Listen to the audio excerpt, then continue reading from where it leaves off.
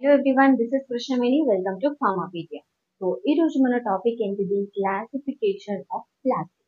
So ఇంతకు ముందు వీడియోలో ప్లాస్టిక్ టాపిక్ స్టార్ట్ చేశాను కదా, దాని advantages, disadvantages and polymers, different different polymers ఏంటిది, వాటి క్యారెక్టరిస్టిక్స్ ఏంటిది, అవన్నీ ముందు వీడియోస్లో నేను ఆల్రెడీ అప్లోడ్ చేశాను. చూడని వాళ్ళు వెళ్ళి చూడండి. సో ఇప్పుడు క్లాసిఫికేషన్ ఆఫ్ ప్లాస్టిక్స్ చూద్దాం. So plastic is classified into two types. So two types ka plastic classify అయింది based upon its characteristic during heat.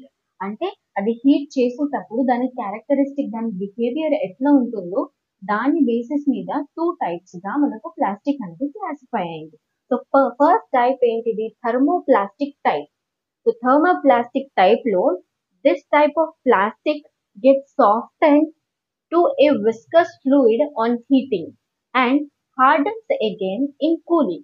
So ఇక్కడ ఏంటిది, ఈ టైప్ ఆఫ్ ప్లాస్టిక్ ఏంటిదంటే దాన్ని హీట్ చేసేటప్పుడు సాఫ్టన్ అయిపోయి ఒక విస్కస్ ఫ్లూయిడ్ లాగా ఫామ్ అవుతుంది అనమాట హీట్ చేసినప్పుడు. దాని తర్వాత అది కూల్ చేసేటప్పుడు ఒక హార్డ్ మెటీరియల్, హార్డ్ అయిపోతుంది. హీట్ చేసేటప్పుడు ఒక విస్కస్ ఫ్లూయిడ్ లాగా ఫామ్ అవుతుంది. అండ్ తర్వాత కూలింగ్ చేసి అదే ఆ ఫ్లూయిడ్ ని కూల్ చేస్తే అది హార్డ్ గా ఫామ్ అవుతుంది. ఎందుకు అంటే ఈ థర్మోప్లాస్టిక్ ప్లాస్టిక్ కి ఇంటరాక్షన్స్ ఎక్కువ ఉంటాయి అన్నమాట.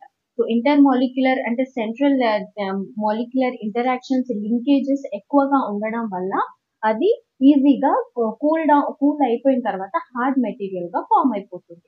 నెక్స్ట్ ఎగ్జాంపుల్ ఏంటిది, ఈ థర్మోప్లాస్టిక్ కి ఎగ్జాంపుల్ ఏంటిది అంటే నైలాన్, పాలిస్టెరిన్, పిఎంఎంఏ. పిఎంఎంఏ అంటే ఏంటిది, పాలీమిథైల్ మెథో అక్రిలేట్. సో నేను ఈ ఎగ్జాంపుల్స్ మీకు పాలిమర్ క్లాస్ లో, ఆ క్లాస్ ఒకసారి వెళ్ళి చూస్తే మీకు తెలుస్తుంది ఇవంటే ఏంటి, వీటి క్యారెక్టరిస్టిక్స్ ఏంటిది అనేది తెలుస్తుంది అనమాట. సో అవి తెలిస్తే మీకు ఈ డెఫినేషన్ ఈజీగా అర్థమైపోతుంది.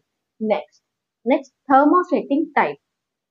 థర్మోసెట్టింగ్ టైప్ లో ఏంటిదంటే this type of plastic may become flexible but does not become fluid on heating.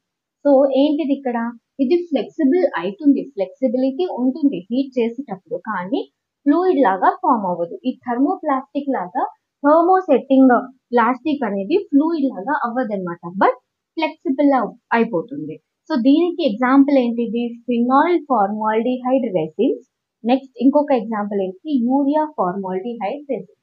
So ఇవి ఈ ఎగ్జాంపుల్స్ మనకు ఫార్మస్యూటిక్స్ లో ఉంటుంది అనమాట. ప్యాకేజింగ్ ఆఫ్ ఫార్మస్యూటిక్స్ లో ఈ ఎగ్జాంపుల్స్ ఉంటాయి. ఇప్పుడు మన డైలీ రొటీన్ లైఫ్ లో చూసుకుంటే ఏంటిది, ఈ థర్మోప్లాస్టిక్ కి ఎగ్జాంపుల్స్ ఏంటిది, నార్మల్ గా మనం ఇంట్లో యూజ్ చేసే ప్లాస్టిక్ మగ్స్ కానివ్వండి, బకెట్స్ కానివ్వండి, చైర్స్, అవి ప్లాస్టిక్ ఐటమ్స్.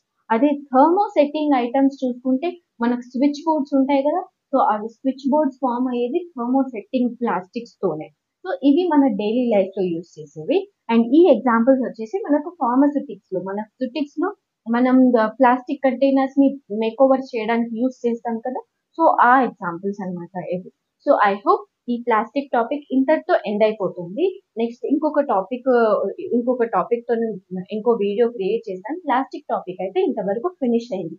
ఐ హోప్ ఈ వీడియో కూడా మీకు హెల్ప్ అయిందని నేను అనుకుంటున్నాను. మీకు హెల్ప్ అయితే మీ ఫ్రెండ్స్ కి కూడా షేర్ చేయండి, వాళ్ళకు కూడా హెల్ప్ అవుతుంది. అండ్ మన ఛానల్ ని సబ్స్క్రైబ్ చేయండి, లైక్ చేయండి, కమెంట్ చేయండి. And thank you.